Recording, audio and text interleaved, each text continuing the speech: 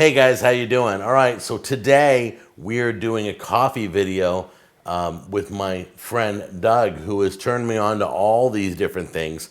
This pour-over coffee machine, which we'll show you how it works. This gooseneck kettle, all right, and this coffee. What's the flavor of that coffee? That is a salted caramel flavored whiskey barrel aged coffee. Wow, That's it. that's a mouthful, but it's delicious. Now, we did a bourbon one, didn't we? We did one when we were down in Bluffton that was in barrel aged Pappy Van Winkle's is what we tried down. What we tried was strong. I've never drank coffee like that before that smelled that good. So I went with the whiskey one this time. We'll try that out. So what we're going to do is we're going to grind the beans, right? Gonna grind the beans? Yeah, we'll grind enough for 3 different coffee servings. There you go. And then we'll show you all the ways that we can make coffee. All right?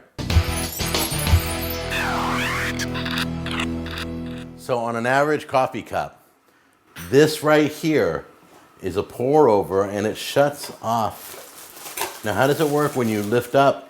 It's shut, right? When you sit it down, you can go ahead and do your bloom. You can bloom it. Do your bloom it. And That's let the it sit initial, just a little bit. okay. And then you can actually pour it in and let it steep here, or you can set it onto your coffee cup. As soon as you put it in the coffee cup, the bottom lifts up and opens up, right? You can see it, but when you set it down, it moves. That's brilliant. I love that. The gooseneck allows you to pour with a little more comfort. It's controlled a lot better. I used to just simply pour it out of a measuring cup or off the top. And it is really amazing what the gooseneck does to allow you to be very direct in how you pour, how fast you pour, how slow you want to pour. So the gooseneck is like precision pouring. Absolutely. It makes it so much easier than just pouring it out of a measuring cup or out of a typical tea kettle. How many times have you done a pour over in your life? Like 100,000?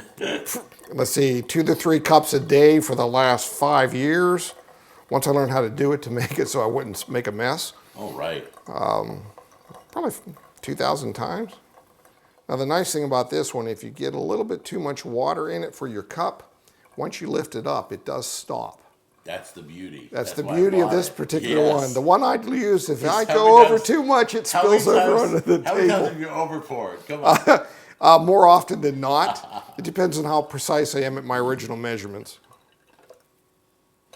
Looks good. So you give it a check. Make sure. Give it a check to see where we're going. Right. Oh, it smells good. I can smell it all over the kitchen. You can smell that. I try to get it between 190 and 200. Okay, you're a better man than I am, because I do the child's 140. I tell Starbucks, it's for my kid. Make it 140. Well, by the time it filters down through and sits in the cup, it's going to lose some temperature. And I had one that had a thermometer on it, but the thermometer never quite worked well, so I sort of take it to a boil, let it set back, then pour it into my little cup that isn't a heater type, and that reduces it down to about 190. Okay, so I want to be really honest with you. Until I went to South Carolina with you, until I went on vacation, I didn't drink black coffee. I always put stuff in it. But since I've been to South Carolina, I've been drinking black coffee because the coffee out there was so good. The cups you made me. So I'm going to drink this black. Most episodes, I'm dumping cream and sweetener in there. Well, when the coffee is good, and you take a little bit of care to brew it right, you don't need to hide the flavor of the coffee with a bunch of coffee and without your cream and sugar. All right, so we're going to start with the one that we did the pour over, right? Now, do you want to remind them what we're drinking? It's a place called The Grind. They're on the website. They're from Bluffton, South Carolina, right? Bluffton, South Carolina, yes. And it's a medium roast, 1 pound of whole bean. What flavor? It is salted caramel flavored whiskey barrel aged coffee. Unbelievable. I can smell it all over the kitchen. I haven't had a sip. Go ahead. I'm going to let him take the first sip, and then I'll try it.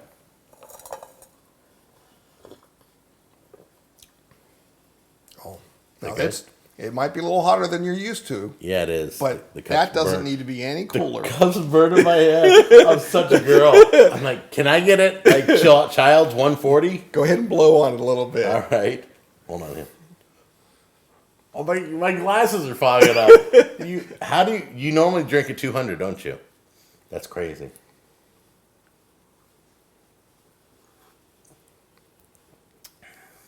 But that's really good coffee. I could be drinking that all night. I would be up all night. So that's really good. So we're going to put that to the side right there. Before we put that to the side, Yeah, help yourself. No, help yourself. We'll make that your cup, okay? You can drink as much as you want. That was fun. Now, the next thing we're going to do is we're doing a rougher grind. Is that what you're doing? We need to do a little bit more of a grind and make probably like a 3 or 4 cup pot. Next cup is the home brew K-cup. Is that what Right. you call that, where you put your own coffee into a Keurig K-cup? machine. It's a K-cup. And right. I've actually been looking forward to seeing how this is, because How that little holder works? Yeah. All right. This is the second type of coffee that you can do. That's good. Is it? I don't think it's quite as good, but that Probably because the water runs through faster. that might be Not it. as slow as the. But that's temperature definitely good? that's temperatures. I could use it a little bit hotter. Mm-hmm. But the flavor on that is very good. That is good. Yeah. That's a 190, by the way. That's almost to where you like it at 200. That's it. Okay, K-cups not as good as pour over.